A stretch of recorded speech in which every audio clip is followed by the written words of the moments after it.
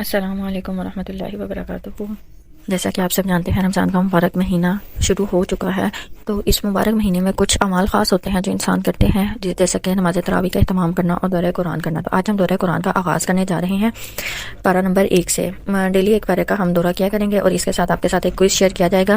اس quiz کا مقصد یہ ہوگا کہ آپ نے دورہ قرآن میں جو بھی پوائنٹ سیکھے سمجھے، اس میں سے آپ کتنا سمجھ پائے ہیں، یہ آپ خود اپنا جائزہ لیں گے، اس لیے وہ کوئز آپ کے ساتھ شیئر کیا جائے گا۔ یہ دورہ قرآن کا پارہ نمبر 1 سے آغاز کرتے ہیں۔ الف لام میم پارہ کا ہم آغاز کرنے جا رہے ہیں تعوذ اور تسمیہ کے ساتھ۔ اعوذ باللہ من الشیطان الرجیم۔ میں شیطان مردود سے اللہ کی پناہ مانگتی ہوں۔ بسم اللہ الرحمن الرحیم۔ شروع اللہ کے نام سے جو نہایت مہربان ہمیشہ رحم فرمانے والا ہے۔ یہ چیز تو ہم سبھی جانتے ہیں کہ ہر کام شروع کرنے سے پہلے تسمیہ لازمی پڑھنی چاہیے، کیونکہ تسمیہ پڑھنے سے وہ کام ہم اللہ کے نام سے شروع کرتے ہیں تو اس کام میں مزید برکت پیدا ہو جاتی ہے۔ لیکن قرآن پاک شروع کرنے سے پہلے تعوذ پڑھنا بھی ضروری ہے۔ تعوذ اور تسمیہ پڑھنا دونوں ہی ضروری ہیں۔ اس کی وجہ یہ ہے کہ انسان کا جو سب سے بڑا دشمن ہے شیطان، وہ انسان پر حملہ کرنے کی کوشش کرتا ہے، اور جب انسان اللہ کی طرف جانے کی کوشش کرتا ہے تو شیطان لازمی طور پر انسان کو ورغلاتا ہے، اس کے دل میں بہت سے وسوسات ڈالتا ہے، جس سے انسان جو ہے وہ دور ہو جاتا ہے۔ اب دورہ قرآن آج ہم شروع کرنے جا رہے ہیں، لیکن ہمیں یہ مشکل بھی لگے گا، بہت سی مشکلات آئیں گی۔ کبھی ہمارے پاس ٹائم نہیں ہوگا، کبھی ہماری صحت جو ہے وہ اجازت نہیں دے گی، ہمیں بوجھل بھی فیل ہوگا، لیکن ہم نے جب یہ سفر شروع کیا تو ہم نے اس کو مکمل بھی کرنا ہے، اور ساتھ میں تسمیہ کے ساتھ اس کا آغاز کرنا ہے، تاکہ ہم اللہ کے برکت نام کے ساتھ اس قرآن پاک کو سیکھنے کا یہ عمل شروع کریں۔ مختصر طور پہ ہم سیکھیں گے، لیکن اللہ کے نام کے ساتھ اس کا آغاز کریں گے، تاکہ اللہ سبحانہ و تعالیٰ کی مدد رحمت ہمارے ساتھ اس میں شامل ہو جائے۔ تو آئیے پارہ نمبر 1 کا آغاز کرتے ہیں۔ تعارف میں ہم دیکھیں گے کہ پارہ نمبر 1 جو ہے یہ الف لام میم سے شروع ہوتا ہے۔ الف لام میم حروف مقطعات ہیں، جن کا مطلب اللہ کے سوا کوئی نہیں جانتا، اور اس بارے میں سورہ فاتحہ یعنی ہدایت کی دعا اور سورہ بقرہ کی ابتدائی 141 آیات شامل ہیں۔ اس میں ایمان، ہدایت، حضرت آدم علیہ السلام کی خلافت، بنی اسرائیل کی نافرمانیاں اور حضرت ابراہیم علیہ السلام کی قربانی جیسے اہم موضوعات بیان کیے گئے ہیں۔ تو یہ جو موضوعات ہیں یہ میں نے آپ کے ساتھ شیئر کیے ہیں۔ ان موضوعات کو دیکھتے ہوئے ہم اس پارے کو مکمل کریں گے۔ تو آئیے آگے دیکھتے ہیں، سورہ فاتحہ کا آغاز کرتے ہیں۔ سورہ فاتحہ مکی صورت ہے، اس کی کل 7 آیات ہیں۔ سورہ فاتحہ کا تعارف الفاتحہ یعنی کھولنے والی صورت کھولنے والی یعنی فاتحۃ الکتاب۔ قرآن پاک کا آغاز اس صورت سے ہو رہا ہے، اس لیے اس کو فاتحۃ الکتاب کہا جاتا ہے۔ اس کے اور بھی نام ہے، ام القرآن، سبع المثانی، الشفا۔ سبع المثانی سے مراد کہ یہ جو 7 آیات ہیں یہ بار بار نماز میں، دن میں 5 نمازوں میں بار بار یہ پڑھی جاتی ہیں، اس لیے اس کو بار بار پڑھے جانے والی آیات یا سبع المثانی کہا جاتا ہے۔ الشفا، اور یہ شفا بھی ہے۔ اس کا جو ایک حوالہ ہے یہاں پہ جو سورہ فاتحہ کے بارے میں کہ یہ شفا بھی ہے، اور اس کا ایک نام الرقیہ بھی ہے۔ تو جس طرح ایک صحابی نے ایک بچھو کے ڈسے ہوئے کو دم کیا تھا تو آرام آ گیا، تو نبی صلی اللہ علیہ وسلم نے فرمایا کہ تجھے کس طرح معلوم ہوا کہ یہ دم ہے؟ تو اس کا جو ایک اہم نام وہ الصلاۃ بھی ہے، اس کو ہم دیکھ چکے ہیں، اور اس کی سب سے زیادہ اہمیت اسی وجہ سے ہے کہ یہ ہر نماز میں پڑھی جاتی اور ہدایت کی دعا ہے۔ سورہ فاتحہ کے بیسیکلی 2 حصے ہیں۔ پہلا جو حصہ ہے اس میں اللہ تعالیٰ کی وحدانیت، اللہ کی حمد و ثنا، اس کی ربوبیت اور بادشاہت کا بیان ہے، اور دوسرے حصے میں انسان جو ہے یا بندہ جو ہے وہ اللہ سے جو دعا کرتا ہے اس کا بیان ہے۔ تو آئیے اس کو ہم دیکھتے ہیں۔ بسم اللہ الرحمن الرحیم۔ شروع اللہ کے نام سے جو بڑا مہربان نہایت رحم والا ہے۔ الحمدللہ رب العالمین، سب تعریفیں اللہ کے لیے ہیں جو سب جہانوں کا پالنے والا ہے۔ الرحمن الرحیم، بڑا مہربان نہایت رحم والا ہے، یعنی اللہ مہربان بھی ہے، رحم کرنے والا بھی ہے، اور اس کی رحمت کی مثال ہم دیکھ سکتے ہیں دنیا میں کہ دنیا میں اللہ کی رحمت عام ہے، مومن ہو یا کافر ہو، اللہ سب پر رحمت کرتا ہے، سب کو اللہ نے نعمتیں انعامات دیے ہوئے ہیں، لیکن آخرت میں یہ جو رحمت ہوگی یہ خاص اللہ کے نیک بندوں کے لیے ہوگی۔ اللہ پاک سے دعا کرتے ہیں کہ اللہ پاک ہمیں اپنے ان نیک بندوں میں شامل فرمائے۔ مالک یوم الدین، مالک ہے بدلے کے دن کا، یعنی قیامت کا جو مالک ہے قیامت کے دن کا وہ اللہ ہی ہے۔ ایاک نعبد و ایاک نستعین، خاص ہم تیری ہی عبادت کرتے ہیں اور خاص ہم تجھی سے مدد مانگتے ہیں۔ اس آیت میں انسان اس بات کا اقرار کرتا ہے کہ خاص ہم تیری ہی عبادت کرتے ہیں اور خاص ہم تجھی سے مدد مانگتے ہیں۔ اب سورہ فاتحہ کا دوسرا حصہ جو ہے وہ سٹارٹ ہو رہا ہے، جس میں انسان دعا کرتا ہے اہدنا الصراط المستقیم، اے اللہ ہمیں سیدھا راستہ دکھا، صراط الذین انعمت علیہم غیر المغضوب علیہم ولا الضالین، ان لوگوں کا راستہ جن پر تو نے انعام کیا، نہ کہ جن پر تیرا غضب نازل ہوا اور وہ گمراہ ہوئے۔ یہاں پہ جو صراط مستقیم ہے، سب سے پہلے تو اس کو دیکھتے ہیں، راستہ دکھا، یعنی راستہ دکھا یہاں پہ 2 معنی ہے۔ ایک تو یہ ہوتا ہے کہ کسی کو بتا دینا کہ یہ راستہ یہاں سے یہاں جا رہا ہے، ہم کسی سے ایڈریس پوچھے تو وہ ہمیں بتا دیتا ہے کہ آپ رائٹ چلے جائیں یا لیفٹ چلے جائیں تو آپ وہاں پہنچ جائیں گے۔ اور دوسرا معنی اس کا یہ کہ منزل مقصود تک پہنچا دینا. تو جب بھی ہم نماز میں سورۃ الفاتحہ کو پڑھیں تو ہم نے یہ صراط مستقیم کا جو مطلب ہے اس کو اپنے مائنڈ میں رکھنا ہے کہ اے اللہ تو ہمیں صراط مستقیم یعنی تو راستہ ہمیں بتا بھی دے اور منزل مقصود تک بھی ہمیں پہنچا دے. پھر آگے 3 طرح کے لوگوں کا ذکر کیا. پہلی طرح کے لوگ وہ جن پر تیرا انعام ہوا، ان لوگوں کا ہمیں راستہ دکھا. اور پھر 2 طرح کے وہ لوگ جن کا ہم نے کہا کہ ہمیں راستہ نہ دکھا، ان کے راستے سے ہمیں بچا لے. جن پر تیرا غضب ہوا، یہودی، جن کا آگے ہم سورہ بقرہ میں پورا بیان پڑھیں گے کہ اللہ نے ان پر اتنے انعامات کیے، ان کو اتنے مواقع دیے، پھر بھی انہوں نے اللہ کی نافرمانی کی اور وہ ضد میں اڑے رہے. والضالین، اور نہ ہی گمراہوں کا، یعنی اس سے مراد عیسائی ہیں اور ان کے بھی راستے سے بچنے کی انسان دعا کرتا ہے. اب جب یہ صورت مکمل ہوتی ہے تو اس کے بعد آمین بولا جاتا ہے. تو اگر ہم خود نماز پڑھیں ہیں تو تب بھی ہم آمین بولیں گے. اگر باجماعت نماز پڑھیں تو ہم اونچی آواز سے یعنی تھوڑی سی آواز کے ساتھ آمین بولتے ہیں. اور اس کے بارے میں یہ ہے کہ جب باجماعت نماز کے ساتھ آمین بولا جاتا ہے تو اللہ کے جو فرشتے ہیں وہ بھی اس کے ساتھ آمین بولتے ہیں. تو دیکھیں صراط مستقیم کی دعا پھر جو ہے وہ قبول ہوتی ہے. سورۃ الفاتحہ کا ہم خلاصہ دیکھتے ہیں.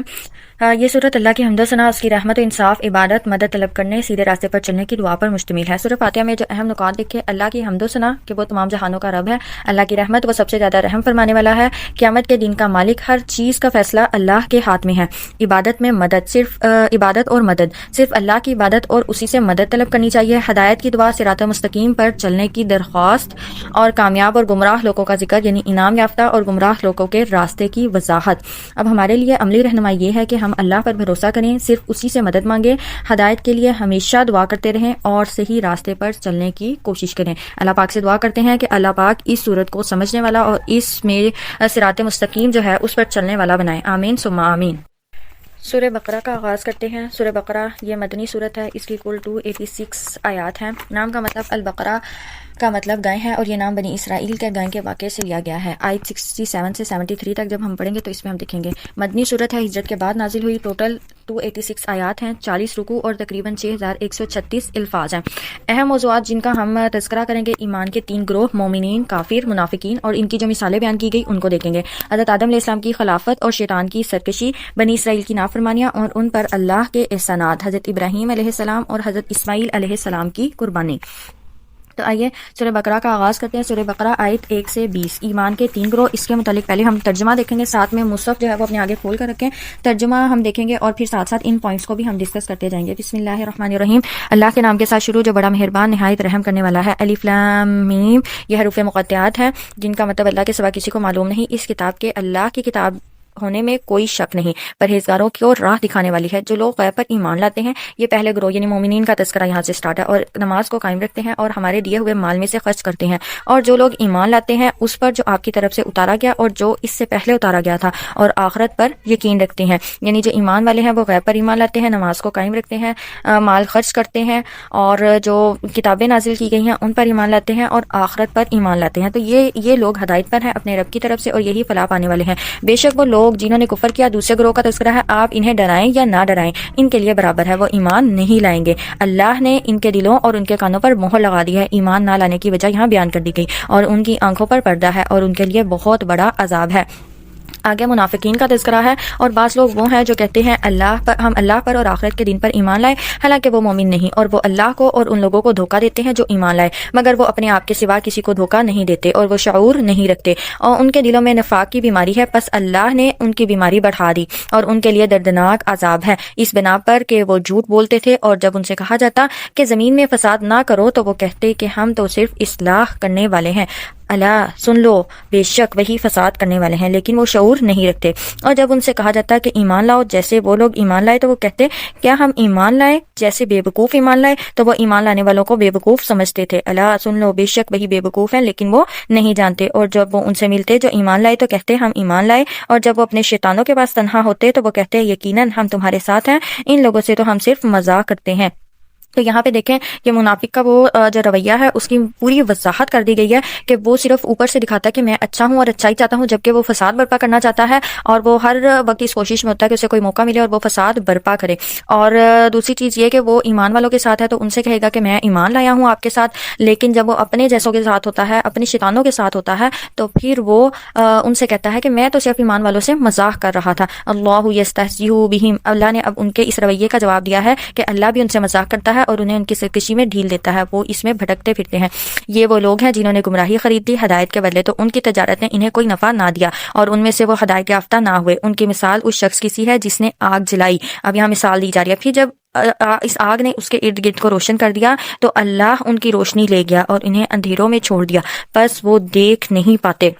یعنی ان کے جو ایمان ہے اس کی مثال اسی طرح سے ہے کہ وہ اپنے فائدے کے لیے جو روشنی انہیں چاہیے ہوتی ہے، اس کی مثال ایسے ہی ہے کہ جیسے انہوں نے آگ چلائی، ان کا ارد گرد روشن ہو گیا، یعنی تھوڑی دیر کے لیے وہ ایمان لے آتے ہیں اور اس کے بعد پھر وہ واپس اپنے اسی رویے میں چلے جاتے ہیں۔ او صم بکم عمی فہم لا یرجون، وہ بہرے ہیں، گونگے ہیں، اندھے ہیں، پس وہ سیدھے راستے کی طرف نہیں لوٹیں گے۔ یا ان کی مثال زوردار بارش کی سی ہے جو آسمان سے آتی ہے، اس میں اندھیرے، گرج اور بجلی ہوتی ہے۔ وہ بجلی کے کڑکے سن کر موت کے ڈر سے اپنی انگلیاں اپنے کانوں میں ٹھونس لیتے ہیں، اور اللہ کافروں کو گھیرنے والا ہے۔ قریب ہے کہ بجلی اچک لے جائے ان کی آنکھیں، جب بجلی ان پہ چمکتی ہے تو وہ اس کی روشنی میں چلنے لگتے ہیں، اور جب ان پر اندھیرا ہوتا ہے تو وہ ٹھہر جاتے ہیں۔ اگر اللہ چاہے تو ان کے کان اور ان کی آنکھیں چھین لے، یقیناً اللہ ہر چیز پر خوب قادر ہے۔ تو یہاں پہ بھی اللہ سبحانہ و تعالیٰ نے یہ جو مثال بیان کی ہے، یہ بھی اسی طرح سے بیان کی ہے کہ یہ منافقین کا رویہ ہے کہ حق ان پر واضح ہو جاتا ہے، اور کبھی وہ حق کے ساتھ ہو جاتے ہیں ان کا دل، اور کبھی وہ شک میں مبتلا ہو جاتے ہیں۔ یعنی ان کا جو ایمان ہے وہ اس قدر کمزور ہے کہ تھوڑی دیر کے لیے جیسے بجلی چمکتی ہے تو وہ تھوڑی دیر کے لیے روشنی نظر آتی ہے، اسی طرح سے ان کا جو ایمان ہے وہ اتنی سی دیر کے لیے نظر آتا ہے، اور اس کے بعد پھر وہ شک میں مبتلا ہو جاتے ہیں اور اپنے منافقانہ رویے میں پھر سے پلٹ جاتے ہیں۔ آگے آیت نمبر 21 سے 29 میں ہم دیکھتے ہیں اللہ کی قدرت اور تخلیق، اور یہاں بھی اللہ نے مثالیں بیان کی ہوئی ہیں منافقین کی، اپنی ربوبیت اور کافروں پر عذاب، اور جو جنتیوں کو، مومنوں کو انعام دیا جائے گا اس کا تذکرہ ہے۔ آیت نمبر 21 میں سب سے پہلے اللہ سبحانہ و تعالیٰ نے تمام لوگوں کو مخاطب کیا ہے، یا ایھا الناس اعبدوا ربکم الذی، اے لوگو، یہاں یہ نہیں کہا اے مومنوں، یا اسپیشل نہیں کہا کہ امت محمدیہ، یہاں پہ اے لوگوں کہا ہے کہ تمام لوگوں کو مخاطب کیا، تم اپنے رب کی عبادت کرو جس نے تمہیں پیدا کیا، اور ان لوگوں کو بھی جو تم سے پہلے تھے، تاکہ تم پرہیزگار بن جاؤ۔ وہ رب جس نے تمہارے لیے زمین کو بچھونا بنایا۔ اب یہاں اللہ کے انعامات کا تذکرہ ہے کہ اللہ نے جو انعامات کیے ہیں ان کو دیکھو ذرا، کہ اللہ نے یہ انعامات کیے ہیں اور وہ تم سے کیا چاہتا ہے۔ اور آسمان کو چھت بنایا، اور اس نے آسمان سے پانی نازل کیا، پھر اس کے ذریعے سے کئی قسم کے پھلوں سے تمہارے لیے رزق نکالا، بس تم اللہ کے ساتھ شریک نہ ٹھہراؤ اس حال میں کہ تم جانتے ہو۔ اللہ کو کیا مطلوب ہے؟ یہ سب انعامات ہمارے لیے اللہ نے پیدا کیے ہیں۔ اللہ کو مطلوب یہ ہے کہ ہم اس کی عبادت کریں اور اس کے ساتھ کسی کو شریک نہ ٹھہرائیں۔ اللہ سے دعا کرتے ہیں کہ وہ ہمیں یہ حق ادا کرنے کی توفیق عطا فرمائے۔ اور اگر تم اس قرآن کے متعلق شک میں ہو جو ہم نے اپنے بندے پر نازل کیا، تو تم اس جیسی ایک صورت لے آؤ، اور اللہ کے سوا اپنے مددگاروں کو بھی بلا لو اگر تم سچے ہو۔ تو یہاں پہ یہ اللہ نے چیلنج دیا کہ اگر اس قرآن میں تمہیں شک ہے تو اس جیسی ایک صورت بنا لو۔ قرآن کے مختلف مقامات پر یہ چیلنج بار بار دیا گیا، اور کہیں پہ اللہ نے کہا کہ ایک آیت بنا لو، اور کہیں پہ کہا کہ اس جیسی کتاب ہی بنا لو۔ تو یہاں پہ یہ جو چیلنج ہے کوئی بھی پورا نہ کر پایا، چنانچہ اگر تم یہ کام نہ کر سکو اور تم کر بھی نہیں سکو گے، یعنی اللہ نے خود ہی جواب دے دیا کہ تم کر نہیں پاؤ گے کیونکہ تم اس کو کرنے سے عاجز اور قاصر ہو۔ تو اس آگ سے بچو جس کا ایندھن انسان اور پتھر ہیں، اور وہ کافروں کے لیے تیار کی گئی ہے، اور ان لوگوں کو خوشخبری دے دیجیے جو ایمان لائے اور انہوں نے اچھے عمل کیے، یقیناً ان کے لیے باغات ہیں جن کے نیچے نہریں بہتی ہیں، جب بھی انہیں اس میں سے کوئی پھل کھانے کو دیا جائے گا تو وہ کہیں گے یہ تو وہی ہے جو ہمیں اس سے پہلے دیا گیا تھا، اور ان کو اس سے ملتا جلتا پھل دیا جائے گا، اور ان کے لیے وہاں پاکیزہ بیویاں ہوں گی، اور وہ ان باغوں میں ہمیشہ رہیں گے۔ یقیناً اللہ اس بات سے نہیں شرماتا کہ وہ کوئی سی بھی مثال بیان کرے، مچھر کی ہو یا اس سے بھی بڑھ کر حقیر یا عظیم ہو۔ پھر جو لوگ ایمان لائے وہ تو جانتے ہیں بے شک یہ ان کے رب کی طرف سے حق ہے، لیکن جن لوگوں نے کفر کیا وہ کہتے ہیں کہ ایسی مثال پیش کرنے سے اللہ کی کیا مراد ہے؟ اللہ اس سے بہتوں کو گمراہ کرتا ہے اور بہتوں کو ہدایت دیتا ہے، اور وہ ان سے نافرمانوں کے سوا کسی کو گمراہ نہیں کرتا۔ یعنی اللہ نے مچھر کی مثال بیان کی، اور آگے بھی اللہ نے مکھی اور مکھی کے پر کی مثال بھی بیان کیا، یعنی اتنی حقیر چیزوں کی مثال بیان کی ہے۔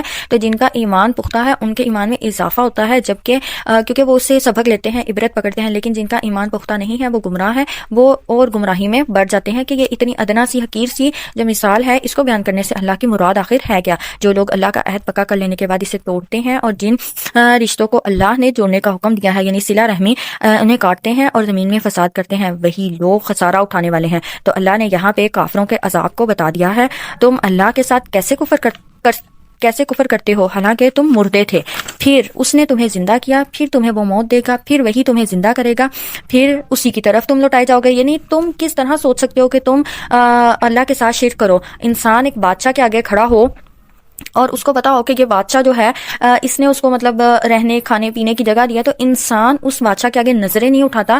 تو اللہ وہ جو تمام جہانوں کا رب ہے جس نے تمہیں پیدا کیا، اور وہ دنیاوی بادشاہ جس کے آگے تم سر جھکائے کھڑے رہتے ہو، اس بادشاہ کا مالک بھی وہ اللہ ہے.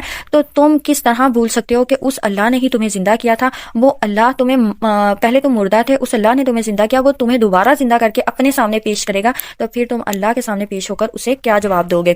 پھر اسی کی طرف تم لوٹائے جاؤ گے. وہی ہے اللہ جس نے تمہارے لیے پیدا کیا سب کا سب جو کچھ زمین میں ہے. پھر وہ آسمان کی طرف متوجہ ہوا، پھر ان کو ٹھیک ٹھیک کر کے 7 آسمان بنا دیے، اور وہ ہر چیز کو خوب جاننے والا ہے. یہاں پہلے یہ جو ہم نے مثال کے طور پہ دیکھا ہے کہ جو بادشاہ کا مقام ہوتا ہے وہ بہت بڑا مقام ہوتا ہے.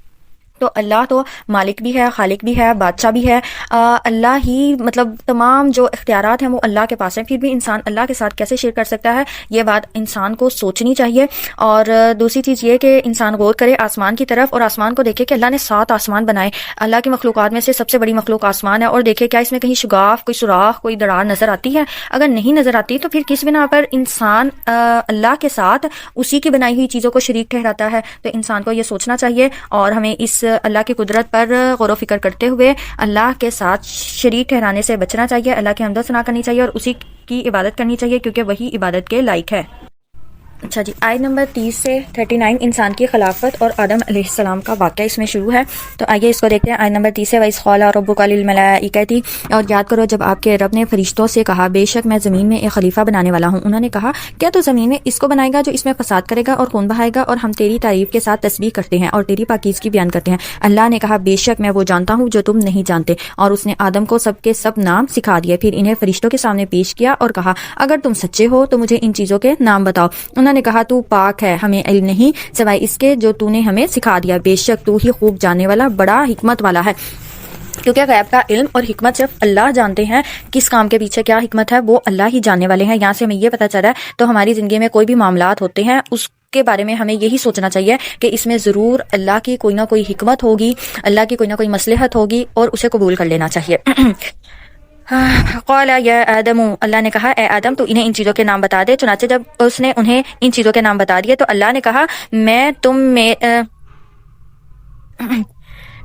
چنانچہ جب اس نے انہیں ان چیزوں کے نام بتا دیے تو اللہ نے کہا کیا میں نے تم سے نہیں کہا تھا کہ بے شک میں آسمانوں اور زمین کے غیب کو جانتا ہوں، اور وہ بھی جانتا ہوں جو تم ظاہر کرتے ہو اور چھپاتے ہو. اور جب ہم نے فرشتوں سے کہا تم آدم کو سجدہ کرو تو سوائے ابلیس کے سب نے سجدہ کیا. ابا واستکبر، اس نے انکار کیا اور تکبر کیا. ابلیس کے بارے میں ہم جانتے ہیں کہ ابلیس جو تھا وہ اللہ کا بہت ہی مقرب اور سب سے زیادہ عبادت کرنے والا جو تھا، اللہ کے بہت ہی قریب تھا، لیکن انکار اور تکبر کرنے کی وجہ سے وہ مردود ہو گیا. اس کو وہ جو مقام تھا اس کا وہ مقام ختم ہو گیا، اس مقام سے وہ گرا دیا گیا صرف تکبر اور انکار کی وجہ سے. تو ہمیں جائزہ لینا چاہیے کہ ہماری زندگی میں کہیں ہم کسی معاملے میں تکبر تو نہیں کر رہے، یا ہمارے اندر یہ انکار والی کیفیت تو نہیں ہے. اگر ایسا کہیں ہمیں محسوس ہو تو ہمیں چاہیے کہ ہم اپنا جائزہ لیں اور اپنی اصلاح کرنے کی کوشش کریں. وَكَانَ مِنَ الْكَافِرِينَ، اور وہ کافروں میں سے ہو گیا. جو تکبر کرتا ہے اس کا ایمان ختم ہو جاتا ہے، پھر وہ کافروں میں سے ہو جاتا ہے. اور ہم نے کہا اے آدم تو تیری بیوی جنت میں رہو اور اس میں سیر ہو کر کھاؤ جہاں سے چاہو، لیکن اس درخت کے قریب مت جانا ورنہ تم دونوں ظالموں میں سے ہو جاؤ گے. پھر شیطان نے ان کو اس سے پھسلا دیا، کیونکہ شیطان کا وعدہ ہے کہ وہ اللہ کے بندوں کو پھسلاتا رہے گا، اور وہ اپنے اس وعدے پہ قائم ہے. تو ہمیں بھی اپنے وعدے پہ قائم رہنا چاہیے کہ ہم اللہ کے بندے ہیں، اللہ کی عبادت کریں گے اور اللہ کے ساتھ کسی کو شریک نہیں ٹھہرائیں گے. پس انہیں نکلوا دیا جس میں وہ تھے، اور ہم نے کہا یہاں سے اترو، تم میں سے بعض لوگ بعض کے دشمن ہیں، اور تمہارے لیے زمین میں ٹھکانہ ہے اور تمہیں ایک خاص وقت تک اس سے فائدہ اٹھانا ہے. پھر آدم نے اپنے رب سے چند کلمات سیکھ لیے تو اللہ نے مہربانی کرتے ہوئے اس پر توجہ دی. بے شک وہی بہت توبہ قبول کرنے والا نہایت رحم کرنے والا ہے. تو یہاں ہمیں سبق یہ مل رہا ہے کہ انسان غلطی کرے تو سچی توبہ کرے، اللہ معاف کرنے والا ہے.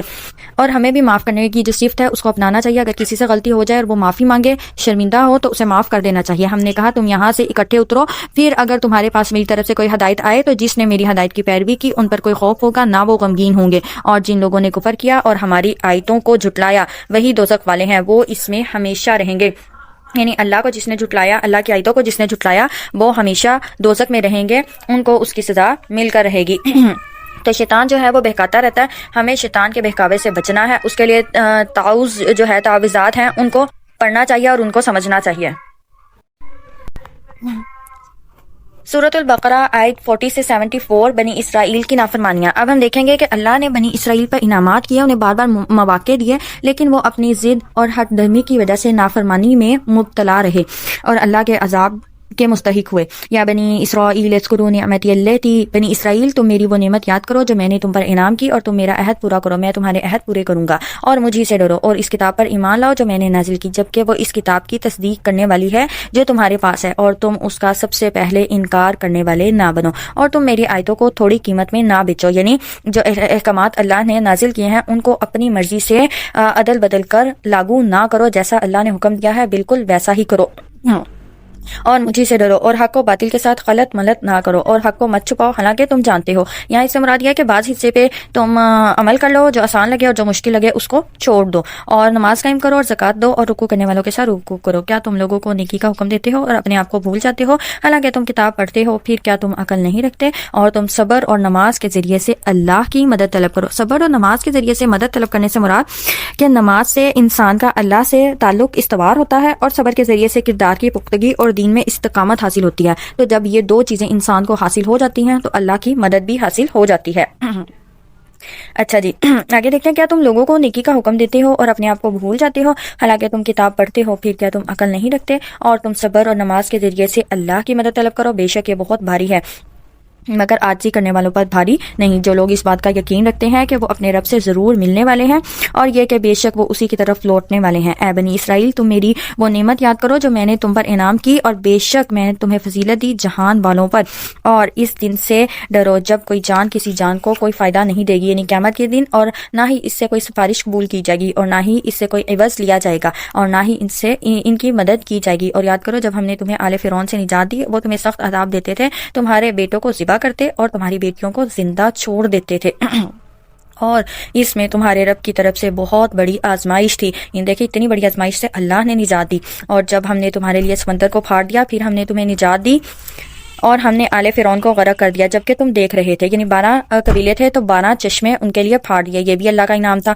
اور یاد کرو جب ہم نے موسیٰ سے وعدہ کیا کہ 40 راتوں کا، پھر موسیٰ کے طور پر جانے کے بعد تم نے بچڑے کو معبود بنا لیا۔ وہ سامری نے سارا سونا لے کر اس سے ایک بچڑا بنایا تھا، ہوا اس میں سے گزرتی تھی تو آواز آتی تھی اور آگ نکلتی تھی، تو لوگوں نے اس کو معبود مان لیا اور تم ظالم تھے۔ پھر اس کے بعد ہم نے تمہیں معاف کر دیا تاکہ تم شکر کرو۔ اور جب ہم نے موسیٰ کو کتاب اور فرقان یعنی حق و باطل کے درمیان فرق کرنے والی دی تاکہ تم ہدایت پاؤ، اور جب موسیٰ نے اپنی قوم سے کہا اے میری قوم بے شک تم نے اپنے آپ پر ظلم کیا بچڑے کو معبود بنا کر، لہذا اب تم اپنے پیدا کرنے والے کے حضور توبہ کرو اور تم اپنے آپ کو قتل کرو، یعنی اپنے نفس کے ساتھ جنگ کرو، یہ تمہارے لیے تمہارے پیدا کرنے والے کے نزدیک بہت بہتر ہے۔ پھر اللہ نے تم پر توجہ کی، بے شک وہی بہت توبہ قبول کرنے والا نہایت رحم کرنے والا ہے۔ اور جب تم نے کہا اے موسیٰ ہم ہرگز تجھ پر ایمان نہیں لائیں گے یہاں تک کہ ہم اللہ کو سامنے نہ دیکھ لیں، تو تمہیں بجلی نے پکڑ لیا اور تم دیکھ رہے تھے، پھر ہم نے تمہیں زندہ کیا تمہاری موت کے بعد تاکہ تم شکر کرو، اور ہم نے تم پر سایہ کیا بادلوں کا اور کھانے کے لیے تم پر من و سلوا اتارا، اور کہا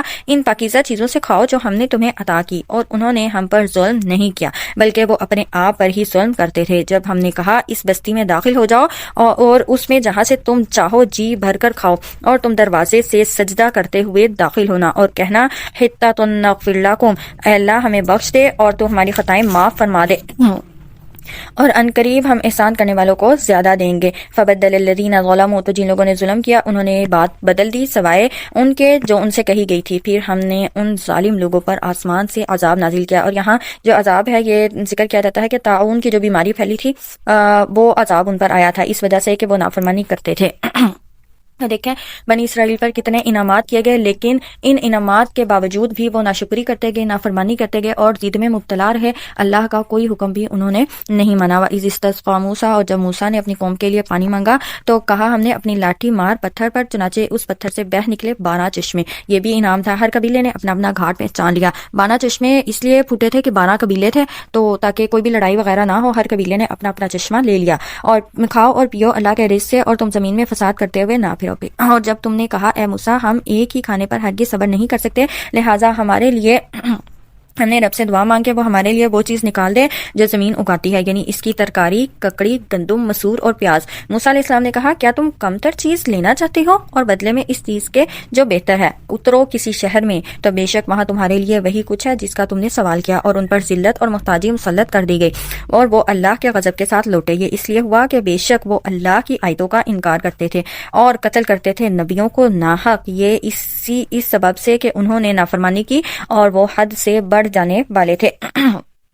یہاں پہ یہ جو نبیوں کا جو قتل ہے اس کی وجہ سے بھی ان پر یہ غضب جو ہے وہ نازل ہوا۔ کتنا بڑا یہ گناہ ہے جو وہ یہودی کرتے تھے، اور اس کی وجہ یہی تھی کہ نافرمانی اور حد میں بہت زیادہ وہ بڑھ چکے تھے۔ بے شک جو لوگ ایمان لائے اور یہودی، عیسائی اور صابی ہوئے، ان میں سے جو بھی اللہ پر اور یوم آخرت پر ایمان لایا، یعنی پہلے یہ سارے جو دین ہیں ان کا ذکر کیا گیا اور پھر کہا کہ ان میں سے اب جو ایمان لاتا ہے اللہ پر اور یوم آخرت پر اور نیک عمل کرتا ہے تو اس کا اجر اس کے رب کے پاس ہے، اب اس پر نہ کوئی خوف ہوگا اور نہ ہی وہ غمگین ہوں گے۔ اور جب ہم نے تم سے پختہ وعدہ لیا اور تم پر طور پہاڑ کو بلند کیا اور ہم نے کہا تو ہم نے تمہیں جو دیا ہے اسے قوت سے پکڑو اور جو کچھ اس کتاب میں ہے اسے یاد رکھو تاکہ تم متقی بن جاؤ، تو اس میں انہوں نے کیا کیا تھا کہ کچھ ٹائم کے لیے تو کتاب پر عمل شروع کیا، لیکن پھر بھی انہوں نے کیا کیا، پھر تھوڑی عرصے کے بعد وہ بھول گئے تو انہوں نے پھر وہی نافرمانیاں شروع کر دی۔ پھر اس کے بعد تم پھر گئے تو اگر تم پر اللہ کا فضل اور اس کی رحمت نہ ہوتی تو تم ضرور خسارہ پانے والوں میں سے ہو جاتے، اور یقیناً تمہیں ان لوگوں کا علم ہے جنہوں نے تم میں سے ہفتے کے دن میں زیادتی کی تو ہم نے ان سے کہا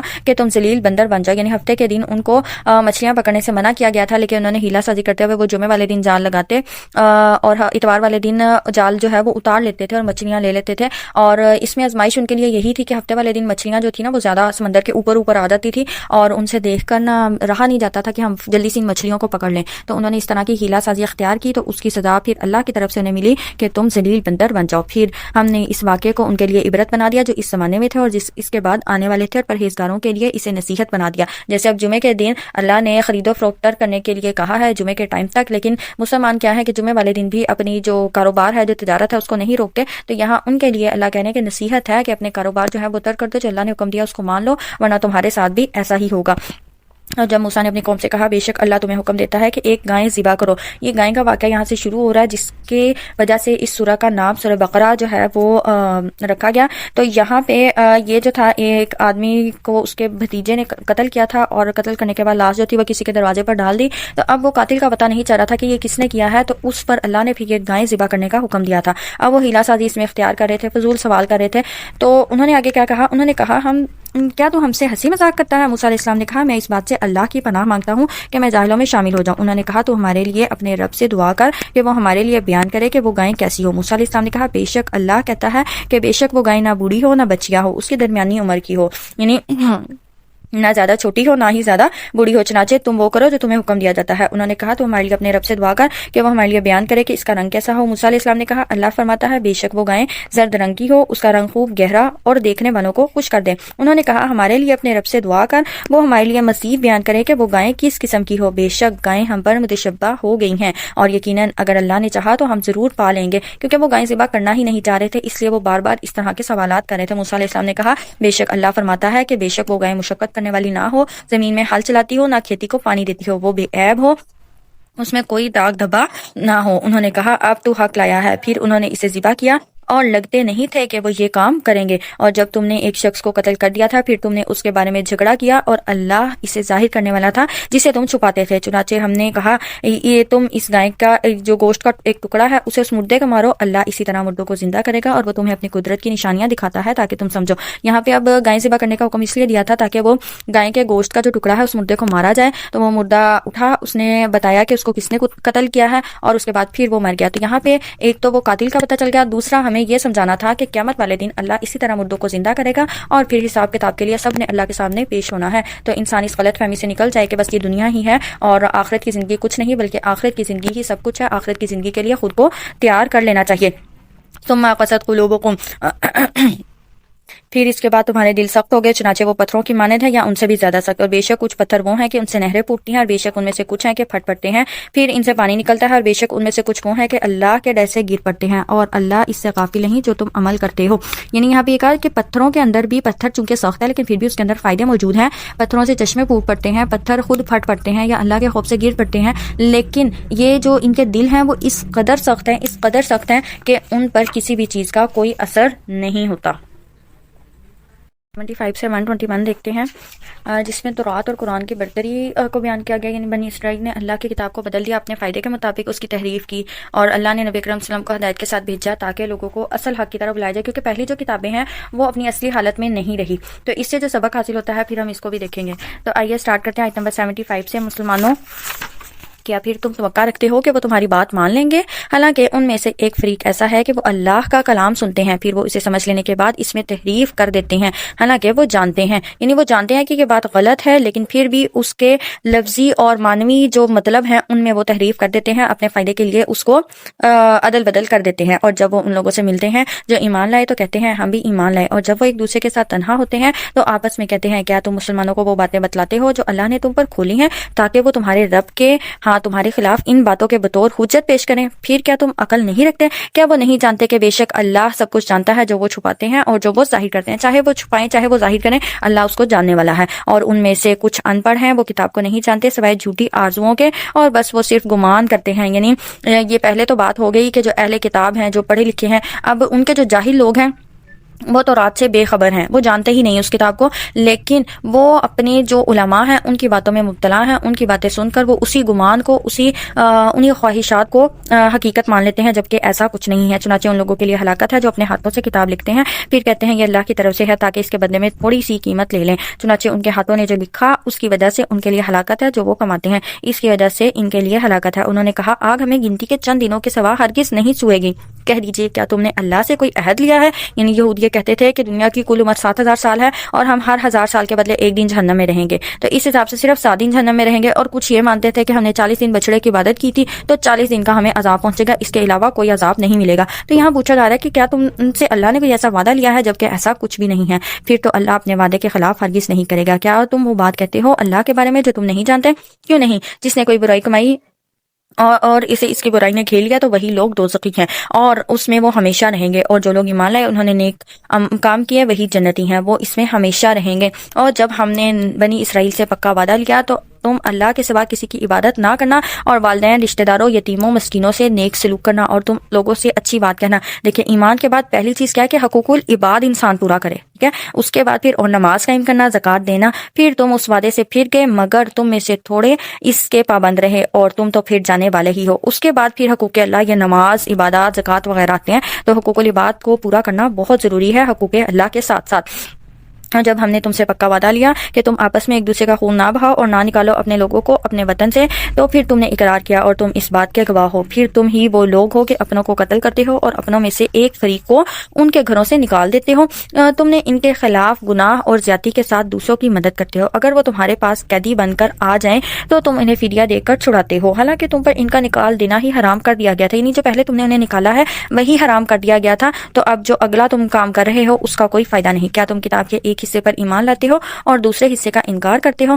پھر تم میں سے جو شخص یہ کام کرے اس کی سزا اس کے سوا کوئی نہیں کہ رسوائی ہو دنیا کی زندگی میں، اور قیامت کے دن وہ سخت ترین عذاب کی طرف دھکیلے جائیں گے، اور جو تم عمل کرتے ہو اللہ اس سے غافل نہیں ہے۔ یہ وہ لوگ ہیں جنہوں نے دنیاوی زندگی کو آخرت کے عوض خرید لیا، لہذا نہ تو ان سے عذاب ہلکے ہوں گے اور نہ ہی ان کی مدد کی جائے گی۔ اور بے شک ہم نے موسیٰ کو کتاب دی اور اس کے بعد اس کے پیچھے پے در پے رسول بھیجے، اور ہم نے عیسیٰ ابن مریم کو کھلے معجزات دیے اور اسے روح القدس جبرائیل کے ساتھ قوت دی۔ کیا پھر جب تمہارے پاس کوئی رسول وہ چیز لایا جسے تمہارے نفس نہ چاہتے تھے تو تم نے تکبر کیا، پھر تم نے ایک فریق کو جھٹلایا اور دوسرے فریق کو تم قتل کرتے رہے، اور انہوں نے کہا ہمارے دل غلافوں میں ہیں، نہیں بلکہ ان کے کفر کے باعث اللہ نے ان پر لعنت کی ہے، لہٰذا کم لوگ ہی ایمان لاتے ہیں۔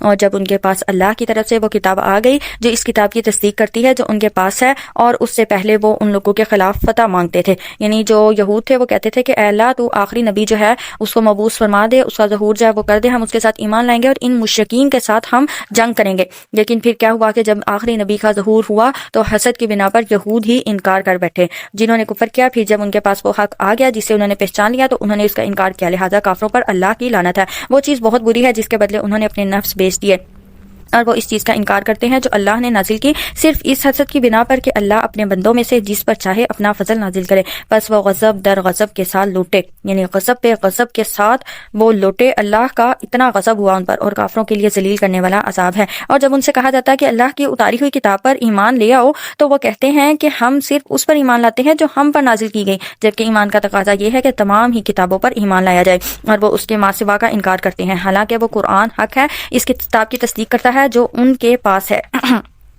کہہ دیجئے پھر اس سے پہلے تم اللہ کے نبیوں کو کیوں قتل کرتے رہے؟ اگر تم مومن تھے، اگر پہلے ہی تم ایمان لے آئے تھے تو تم کیوں قتل کرتے رہے نبیوں کو؟ اور بے شک موسیٰ تمہارے پاس کھلے معجزات لے کر آئے، پھر اس کے بعد تم نے بچڑے کو پوجنا شروع کر دیا، یعنی وہ کھلے معجزات دیکھے پھر بھی بچڑے کو پوجنا شروع کر دیا، اور تم ہو ہی ظالم۔ اور یاد کرو جب ہم نے تم سے پکا وعدہ لیا اور ہم نے تم کو طور پہاڑ پر بلند کیا، ہم نے تم کو جو دیا اسے قوت کے ساتھ پکڑو اور سنو۔ انہوں نے کہا ہم نے سنا اور ہم نے نافرمانی کی، یعنی ہم نے سن لیا اور ہم نافرمانی کریں گے، اور ان کے دلوں میں بچڑے کی محبت ڈال دی گئی ان کے کفر کی وجہ سے۔ کہہ دیجئے اگر تم مومن ہو تو وہ کام برا ہے جسے کرنے کا تمہارا ایمان تمہیں حکم دیتا ہے، یعنی تم کہتے ہو کہ تم ایمان والے ہو تو تمہارا ایمان جو تمہیں کہہ رہا ہے کرنے کو وہ غلط ہے، صحیح چیز وہ ہے جس کا حکم اللہ دیتا ہے۔ کہہ دیجئے اگر اللہ کے ہاں آخرت کا گھر خاص تمہارے ہی لیے ہے، اوروں کو چھوڑ کر تم موت کی تمنا کرو اگر تم سچے ہو، اور وہ موت کی تمنا کبھی بھی نہیں کریں گے کیونکہ وہ جانتے ہیں کہ انہوں نے جو اعمال آگے بھیجے ہیں وہ انہیں سزا سے نہیں بچا سکتے۔ اور پھر اللہ سبحانہ و تعالیٰ نے یہاں پہ یہ کہا کہ تم ان لوگوں کو سب سے بڑھ کر جینے کے حریص پاؤ گے، ان سے زیادہ کسی کو جینے کے حریص نہیں پاؤ گے، اور ان لوگوں سے بھی زیادہ جنہوں نے شرک کیا، یعنی مشرکین سے بھی زیادہ تم انہیں حریص پاؤ گے۔ ان میں سے ہر ایک چاہتا ہے کہ کاش اسے 1000 سال کی عمر مل جائے، حالانکہ اس قدر عمر کا ملنا بھی اسے عذاب سے بچانے والا نہیں، اور جو عمل وہ کرتے ہیں اللہ سے خوب دیکھنے والا ہے۔ اے نبی آپ کہہ دیجئے جو کوئی جبرائیل کا دشمن ہے تو اسی نے اس قرآن کو اللہ کے حکم سے آپ کے دل پر نازل کیا ہے، یہ اس کتاب کی تصدیق کرتا ہے جو اس سے پہلے نازل ہوئی، اور مومنوں کے لیے ہدایت اور بشارت ہے۔ اور جو کوئی اللہ کا، اس کے فرشتوں کا، اس کے رسولوں جبرائیل اور میکائیل کا دشمن ہے تو بے شک اللہ بھی کافروں کا دشمن ہے۔ یہاں پہ یہ ہے کہ جبرائیل علیہ السلام کو یہود جو تھے وہ دشمن سمجھتے تھے، تو اس بات پر اللہ سبحانہ و تعالیٰ نے یہ آیات نازل کی کہ جو میرے فرشتوں کا دشمن ہے، جو میرے رسولوں کا دشمن ہے، جو جبرائیل اور میکائیل کا دشمن ہے تو وہ میرا دشمن ہے، اور اللہ نے ان لوگوں کے ساتھ اعلان جنگ کیا ہے۔ اور دیکھیں اللہ کسی کے ساتھ اعلان جنگ کر دے تو پھر اس کا کیا حال ہوگا۔ اور یقیناً ہم نے نازل کی آپ کی طرف واضح آیتیں، اور نافرمانوں کے سوا کوئی ان کا انکار نہیں کرتا کہ ایسا نہیں ہوتا رہا کہ جب بھی انہوں نے کوئی عہد کیا تو ان میں سے ایک گروہ نے اسے پھینک دیا، یعنی توڑ دیا، بلکہ ان میں سے اکثر ایمان نہیں لاتے۔ اور جب بھی اللہ کی طرف سے ان کے پاس کوئی رسول آیا جو ان کے پاس موجود کتاب کی تصدیق کرتا تھا تو جن لوگوں کو کتاب دی گئی تھی ان میں سے ایک گروہ نے اللہ کی کتاب کو پیٹ پیچھے پھینک دیا، گویا وہ جانتے ہی نہیں، اور انہوں نے اس کی پیروی کی جسے شیطان سلیمان کی بادشاہت میں پڑھتے تھے، اور سلیمان نے کفر نہیں کیا تھا بلکہ شیطانوں نے کفر کیا تھا، اور وہ لوگوں کو جادو سکھاتے تھے۔ انہوں نے اس کی پیروی کی جو بابل میں ہاروت اور ماروت 2 فرشتوں پر نازل کیا گیا تھا۔ وہ دونوں فرشتے کسی کو جادو نہیں سکھاتے تھے، یہاں تک کہ پہلے کہہ دیتے ہم تو صرف آزمائش ہے، لہٰذا تو کفر نہ کر چنانچہ لوگ ان دونوں سے وہ جادو سیکھتے جس کے ذریعے سے وہ مرد اور اس کی بیوی کے درمیان جدائی ڈال دیتے، اور وہ اس جادو سے اللہ کے حکم کے سوا کسی کو نقصان نہیں پہنچا سکتے تھے، اور وہ لوگ ان سے وہ علم سیکھتے تھے جو انہیں نقصان پہنچاتا تھا، ان کو نفع نہیں دیتا تھا، حالانکہ وہ بالیقین جانتے تھے کہ جس نے اس جادو کو خریدا آخرت میں اس کے لیے کوئی حصہ نہیں، اور البتہ وہ بہت بری چیز تھی جس کے بدلے میں انہوں نے اپنی جانیں بیچ ڈالی۔ کاش وہ جانتے ہوتے، اور اگر وہ ایمان لاتے اور تقوی اختیار کرتے تو بے شک اللہ کے ہاں بہت اچھا ثواب ملتا، کاش وہ جانتے ہوتے۔ اے لوگو جو ایمان لائے ہو، تم نبی سے یہ نہ کہو رائنا بلکہ یہ کہو انظرنا، اور تم غور سے سنو، کافروں کے لیے بہت دردناک عذاب ہے۔ انہوں نے یہ جو رائنا کا کلمہ تھا تو رائنا کا مطلب انہوں نے بگاڑ دیا تھا، اس کا معنی تھا ہمارا لحاظ کیجیے اور خیال کیجیے، تو وہ اس کو بگاڑ کر پڑھتے تھے رائنا کر کے، یعنی ہمارے چرواہے، یا رائنن احمد، اس طرح کہہ کر پکارتے تھے، تو اس چیز سے منع کیا گیا اور کہا کہ انظرنا، اچھے الفاظ سے مخاطب کیا جائے نبی کو، چاہے کوئی استاد ہے، والدین ہے، یا کوئی بڑا ہے، اس کو اچھے الفاظ سے مخاطب کیا جائے، انظرنا یعنی ہماری طرف متوجہ ہوئے یا ہماری بات سنیے، اس طرح احترام سے مطلب بات کرتے ہوئے کریں۔ اور دوسرا یہاں پہ یہ بھی پتہ چلتا ہے کہ جو سلام کے الفاظ ہے السلام علیکم، ہمارے ہاں ان کو بہت بگاڑ کر پڑھا جاتا ہے، السلام علیکم، السلام علیکم، السلام علیکم، اس طرح کے الفاظ استعمال کیے جاتے ہیں۔ تو سلام کا جو مطلب سلامتی ہے وہ ان الفاظ کو بگاڑنے کی وجہ سے وہ سلامتی سے بدبختی میں تبدیل ہو جاتا ہے۔ تو اس چیز کو ہمیں دیکھنا اور سوچنا چاہیے اور اس کی اصلاح بھی ضروری کرنی چاہیے۔ کتاب میں سے جن لوگوں نے کفر کیا وہ نہیں چاہتے اور نہ مشرکین ہی چاہتے ہیں کہ تم پر تمہارے رب کی طرف سے کوئی خیر نازل کی جائے، اور اللہ اس کے لیے اپنی رحمت خاص کرتا ہے جس کے لیے چاہتا ہے، اور اللہ فضل عظیم کا مالک ہے۔ جو آیت ہم منسوخ کرتے ہیں یا اسے بھلوا دیتے ہیں تو اس سے بہتر یا اسی کی مثال ہی لے آتے ہیں۔ کیا آپ نہیں جانتے بے شک اللہ ہر چیز پر خوب قادر ہے۔ اللہ جو چاہے وہ حکم منسوخ کر سکتے ہیں، جو چاہے وہ تبدیل کر سکتے ہیں۔ کیا آپ نہیں جانتے بے شک اللہ ہی کے لیے ہے آسمانوں اور زمین کی بادشاہی، اور تمہارے لیے اللہ کے سوا نہ کوئی حمایتی ہے اور نہ ہی کوئی مددگار۔ اے مسلمانوں، کیا تم چاہتے ہو کہ تم اپنے رسول سے سوال کرو جیسے اس سے پہلے موسیٰ سے سوال کیے گئے تھے، اور جس نے ایمان کے بدلے کفر اختیار کیا تو بے شک وہ سیدھی راہ سے بھٹک گیا۔ اہل کتاب میں سے بہت سے یہ چاہتے ہیں کہ کاش کہ وہ تمہارے ایمان لانے کے بعد تمہیں پھیر دیں، کافر بنا دیں، اپنے دلوں میں حسد کرتے ہیں، اس کے بعد ان کے سامنے حق واضح ہو چکا، بس معاف کر دو اور جانے دو یہاں تک کہ اللہ اپنا حکم لے آئے، بے شک اللہ ہر چیز پر خوب قادر ہے۔ یعنی یہ لوگ جو ہے نا آج بھی یہی چاہتے ہیں کہ وہ تمہیں تمہارے ایمان سے پھیر دیں، تو تم نے یہ کوشش کرنی ہے کہ تمہارا ایمان جو ہے وہ قائم اور برقرار رہے، اور تم نماز قائم کرو اور زکوٰۃ دو، اور تم اپنے لیے جو بھی بھلائی آگے بھیجو اسے اللہ کے ہاں پاؤ گے، بے شک جو تم عمل کرتے ہو اللہ اسے خوب دیکھنے والا ہے۔ انہوں نے کہا جنت میں تو صرف وہی جائے گا جو یہودی یا نصرانی ہوگا۔ یہ مطلب ان کا خیال تھا، یہ ان کی باطل آرزویں ہیں۔ اے نبی کہہ دیجئے لاؤ تم اپنی دلیل اگر تم سچے ہو۔ کیوں نہیں، بلکہ جس نے اپنا چہرہ اللہ کے لیے جھکا دیا اس حال میں کہ وہ نیکی کرنے والا ہے تو اس کے لیے اس کا اجر اس کے رب کے پاس ہے، انہیں نہ کوئی خوف ہوگا اور نہ ہی وہ غمگین ہوں گے۔ اور یہودیوں نے کہا عیسائی کسی چیز پر نہیں، عیسائیوں نے کہا یہودی کسی چیز پر نہیں، یعنی عیسائی یہودیوں کو، یہودی عیسائیوں کو غلط کہہ رہے ہیں، حالانکہ وہ دونوں ہی اپنی اپنی کتاب پڑھتے ہیں۔ اسی طرح جو لوگ علم نہیں رکھتے انہوں نے بھی ان کے قول سے ملتی جلتی ہی بات کہی۔ پھر قیامت کے دن اللہ ان کے درمیان اس چیز کا فیصلہ فرمائے گا جس میں وہ اختلاف کرتے تھے۔ یہاں سے ہمیں یہ پتہ چلتا ہے کہ دلیل کے ساتھ ہمیں بات کرنی چاہیے، اور اس سے زیادہ ظالم کون ہو سکتا ہے جس نے لوگوں کو اس بات سے روکا کہ اللہ کی مسجدوں میں اللہ کا نام ذکر کیا جائے اور انہیں اجاڑنے کی کوشش کی، اور ان روکنے والوں کے لائق تو یہ تھا کہ ان سے ڈرتے ہوئے داخل ہوں، اور ان کے لیے دنیا میں رسوائی اور آخرت میں بہت بڑا عذاب ہے۔ اور مشرق و مغرب اللہ ہی کے لیے ہیں، لہٰذا تم جس طرف بھی منہ کرو گے وہی ہے اللہ کا چہرہ، بے شک اللہ وسعت والا خوب جاننے والا ہے۔ اور انہوں نے کہا اللہ نے اولاد بنا لی ہے، سبحانہ وہ پاک ہے اس سے، بلکہ اس کے لیے ہے جو کچھ آسمانوں میں ہے اور زمین میں ہے، سب اسی کے فرما بردار ہیں، وہ آسمانوں اور زمین کا انوکھا موجد ہے، یعنی اسی نے ان کو تخلیق کیا ہے، اس کے علاوہ کوئی نہیں کر سکتا۔ اور جب وہ کسی کام کا فیصلہ کرتا ہے تو اس کے متعلق یہی کہتا ہے کن ہو جا فیکون، تو وہ ہو جاتا ہے۔ وقال الذین لا یعلمون، اور ان لوگوں نے کہا جو علم نہیں رکھتے اللہ ہم سے کلام کیوں نہیں کرتا، ہمارے پاس کوئی نشانی کیوں نہیں آتی۔ اس طرح ان کے قول سے ملتی جلتی بات ان لوگوں نے بھی کہی تھی جو ان سے پہلے تھے، ان کے دل یکساں ہو گئے۔ تحقیق ہم نے یقین کرنے والوں کے لیے نشانیاں بیان کر دی، بے شک ہم نے آپ کو حق کے ساتھ خوشخبری دینے والا اور ڈرانے والا بنا کر بھیجا ہے، اور دوستوں کے بارے میں آپ سے سوال نہیں کیا جائے گا، یعنی آپ صرف ڈرانے والے، خوشخبری دینے والے ہیں، راستہ بتانے والے ہیں، لیکن آپ ان کے اعمال کے جواب دہ نہیں ہیں۔ اور یہودی اور عیسائی آپ سے ہرگز راضی نہ ہوں گے یہاں تک کہ آپ ان کی ملت کی پیروی کریں۔ کہہ دیجئے بے شک اللہ کی ہدایت ہی حقیقی ہدایت ہے، اور آپ کے پاس جو علم آ گیا اس کے بعد اگر آپ نے ان کی خواہشات کی پیروی کی تو آپ کو اللہ کی پکڑ سے بچانے والا نہ کوئی حمایتی ہوگا اور نہ ہی کوئی مددگار ہوگا۔ جن لوگوں کو ہم نے کتاب دی وہ اس کی تلاوت کرتے ہیں جس طرح اس کی تلاوت کا حق ہے، وہی لوگ اس پر ایمان لاتے ہیں، اور جو کوئی اس کا انکار کرتا ہے تو وہی خسارہ پانے والے ہیں۔ تو یہاں ہمیں یہ سبق ملا ہے کہ اللہ کی کتاب میں کوئی تبدیلی نہیں کر سکتا سوائے اس کے، اور جو اللہ کی ہدایت کو جھٹلاتا ہے وہ خسارے میں ہے۔ اللہ سے دعا کرتے ہیں کہ اللہ سبحانہ و تعالی ہمیں ہدایت کو قبول کرنے والا اور اس پہ عمل کرنے والا بنائے۔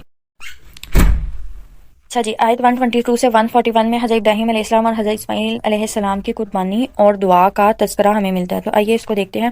یا بنی اسرائیل اذکروا نعمتی التی انعمت علیکم وانی فضلتکم علی العالمین، اے بنی اسرائیل تم میری اس نعمت کو یاد کرو جو میں نے تم پر انعام کیا، بے شک میں نے تمہیں سارے جہانوں پر فضیلت دی تھی۔ اور اس دن سے ڈرو جب کوئی شخص کسی شخص کے کچھ بھی کام نہیں آئے گا، اور نہ ہی اس سے کوئی بدل قبول کیا جائے گا، اور نہ اسے کوئی سفارش نفع دے گی، اور نہ ہی ان کی مدد کی جائے گی۔ اور جب ابراہیم کو اس کے رب نے چند کلمات کے ساتھ آزمایا تو اس نے انہیں پورا کر دیا، اور اللہ نے کہا بے شک میں تجھے سب لوگوں کے لیے امام بنانے والا ہوں۔ ابراہیم علیہ السلام کے اوپر جو آزمائشیں آئی تھی انشاءاللہ اس کا تذکرہ ہم آگے کریں گے، لیکن 50 سے زیادہ آزمائشیں جو ہیں وہ ابراہیم علیہ السلام پر آئی تھی، اور پھر انہیں یہ دیکھیں یہ مقام حاصل ہوا ہے کہ قیامت تک جو ہے انہیں ان کا جو ذکر ہے وہ زندہ رہے گا، اور سب لوگوں کے لیے اللہ سبحانہ و تعالیٰ نے انہیں امام بنا دیا۔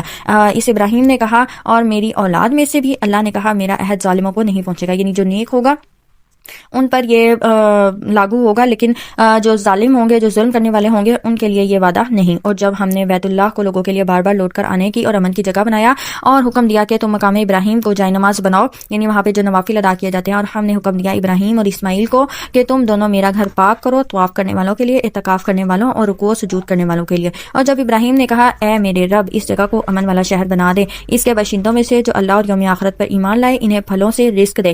اللہ نے کہا بے شک اللہ نے کہا اور جس نے کفر کیا تو میں اسے تھوڑا سا فائدہ دوں گا، پھر اسے آگ کے عذاب کی طرف مجبور کر دوں گا اور وہ لوٹنے کی بری جگہ ہے۔ یعنی یہ جو فائدہ ہے یہ دنیا میں تو لے لے گا کافر، لیکن آخرت میں وہ نہیں بچ سکتا۔ اور یاد کرو جب ابراہیم اور اسماعیل بیت اللہ کی بنیادیں اونچی کر رہے تھے اور دعا کر رہے تھے اے ہمارے رب تو ہم سے یہ نیکی قبول کر لے، بے شک تو ہی خوب سننے والا خوب جاننے والا ہے۔ اے ہمارے رب ہم دونوں کو اپنا فرما بردار بنا اور ہماری اولاد میں سے ایک جماعت کو بھی اپنا فرما بردار بنا اور ہمیں ہماری عبادت کے طریقے سکھا اور ہم پر توجہ فرما، بے شک تو ہی بہت قبول کرنے والا بڑا رحم کرنے والا ہے۔ اے ہمارے رب اور ان لوگوں کے لیے انہی میں سے ایک رسول بھیج اور وہ ان کے سامنے تیری آیتیں تلاوت کرے اور انہیں کتاب اور حکمت کی تعلیم دے اور انہیں پاک کر دے، بے شک تو ہی غالب خوب حکمت والا ہے۔ اور کون بے رغبتی کر سکتا ہے ملت ابراہیم سے سوائے اس کے جس نے اپنے نفس کو احمق بنا لیا۔ بے شک ہم نے ابراہیم کو اس دنیا میں چن لیا اور یقیناً وہ آخرت میں ضرور نیکی کرنے والوں میں سے ہوگا۔ اور جب ابراہیم سے اس کے رب نے کہا فرما بردار ہو جاؤ تو اس نے کہا اسلمت لرب العالمین،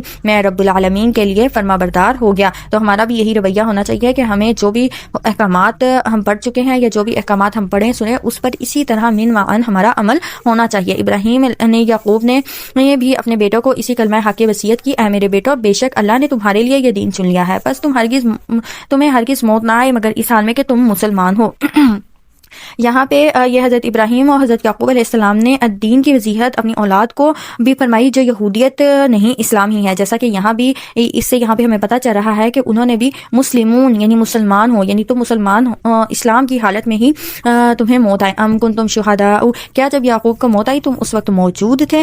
یہاں یہ یہود سے پوچھا جا رہا ہے جب اس نے اپنے بیٹوں سے کہا میرے بعد تم کس کی عبادت کرو گے؟ انہوں نے کہا ہم تیرے معبود اور تیرے باپ دادا ابراہیم اسماعیل اور اسحاق کے معبود کی عبادت کریں گے جو ایک معبود ہے اور ہم اسی کے فرما بردار ہیں۔ یہ ایک جماعت تھی جو گزر گئی، اس کے لیے ہے جو اس نے کمایا اور تمہارے لیے ہے جو تم نے کمایا، اور جو تم عمل کرتے تھے تم سے ان کے بارے میں سوال اور جو عمل وہ کرتے تھے تم سے ان کے بارے میں سوال نہیں کیا جائے گا۔ اور انہوں نے کہا تم یہودی اور عیسائی ہو جاؤ تو تم ہدایت پا جاؤ گے۔ اے نبی کہہ دیجئے نہیں بلکہ ہم تو ملت ابراہیم کی پیروی کرتے ہیں جو سب کو چھوڑ کر ایک اللہ کا ہو گیا، وہ مشرکین میں سے نہیں تھا۔ یعنی ابراہیم علیہ السلام یک طرفہ یکسو مسلمان تھے۔ تم کہو ہم اللہ پر ایمان لائے اور اس پر ایمان لائے جو ہماری طرف نازل کیا گیا اور جو ابراہیم اور اسماعیل اسحاق یعقوب اور ان کی اولاد کی طرف نازل کیا گیا اور جو موسیٰ اور عیسیٰ کو دیا گیا اور جو نبیوں کو ان کے رب کی طرف سے دیا گیا، ہم ان میں سے کسی ایک کے درمیان تفریق نہیں کرتے اور ہم اسی کے فرما بردار ہیں۔ پھر اگر وہ اہل کتاب اس چیز پر ایمان لے آئے جس پر تم ایمان لائے ہو تو بے شک وہ ہدایت پا جائیں گے، اور اگر وہ منہ موڑے تو پھر وہی ہے مخالفت میں، سو ان کے مقابلے میں آپ کو اللہ کافی ہے، وہی خوب سننے والا خوب جاننے والا ہے۔ صبغۃ اللہ، اے نبی آپ کہہ دیجئے اللہ کا رنگ اختیار کرو، یعنی اللہ کے جو احکامات ہیں، اللہ نے جو حکم دیا اس میں خود کو ڈھال لو، اور رنگ کے لحاظ سے اللہ سے زیادہ اچھا کون ہے، اور ہم اسی کی عبادت کرنے والے ہیں۔ اے نبی کہہ دیجئے کیا تم ہم سے اللہ کے بارے میں جھگڑتے ہو حالانکہ وہ ہمارا بھی رب ہے اور تمہارا بھی رب ہے، اور ہمارے لیے ہمارے عمل اور تمہارے لیے تمہارے عمل، اور ہم خالص اسی کے لیے عمل کرنے والے ہیں۔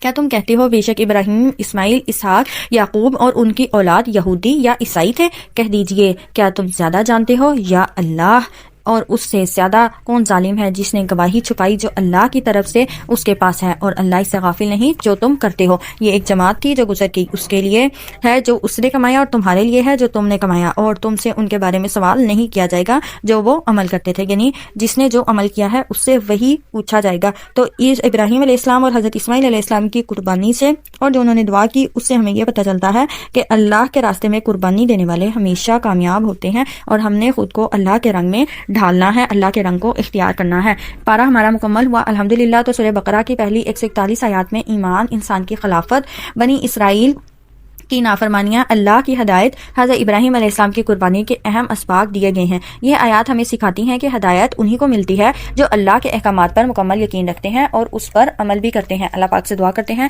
کہ وہ عمل کرنے والا ہم سچا پکا مسلمان بنائے۔ اس پارے کے ساتھ ڈسکرپشن میں آپ کے ساتھ لنک شیئر کیا گیا ہے، اس لنک کے ذریعے سے کوئز کو لازمی سالو کیجیے گا تاکہ آپ کو پتہ چلے کہ آج کے دورہ قرآن سے آپ نے کیا کیا پوائنٹ سیکھے۔ اپنا بہت سارا خیال رکھیے گا، انشاءاللہ کل ملاقات ہوگی۔ السلام علیکم ورحمۃ اللہ وبرکاتہ۔